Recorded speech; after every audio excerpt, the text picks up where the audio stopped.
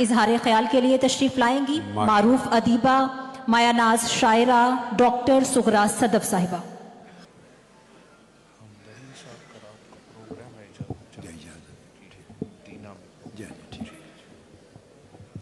بسم اللہ الرحمن الرحیم۔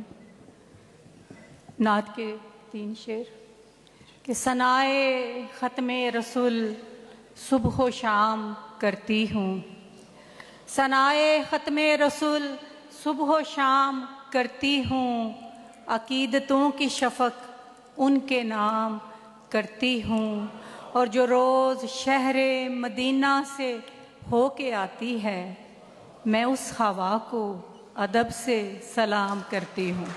واہ واہ واہ۔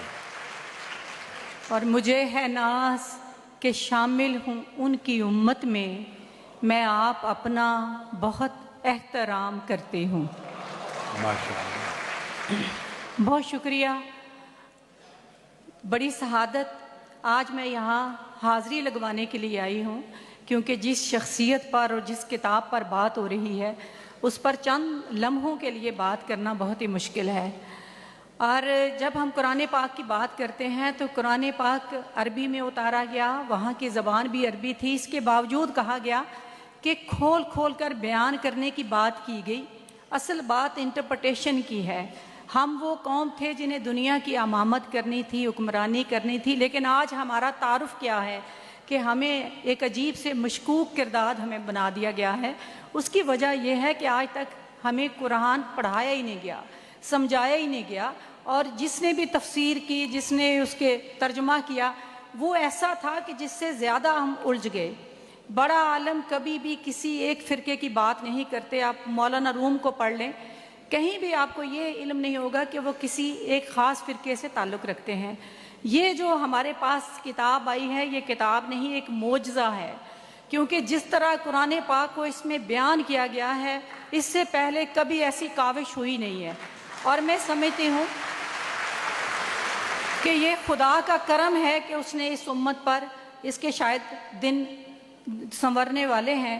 ڈاکٹر صاحب کی ذات بھی معجزہ ہے، اور ڈاکٹر طاہر القادری صاحب کو میں خراج تحسین پیش کرتی ہوں۔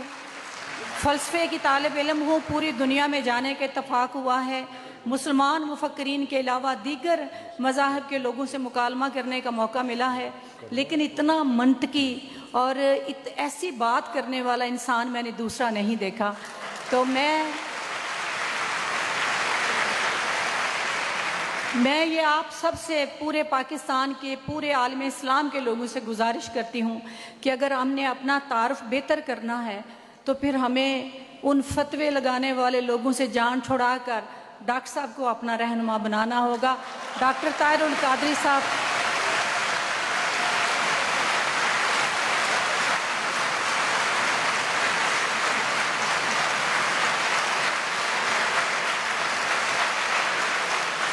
ہمیں آپ کی رہنمائی کی ضرورت ہے۔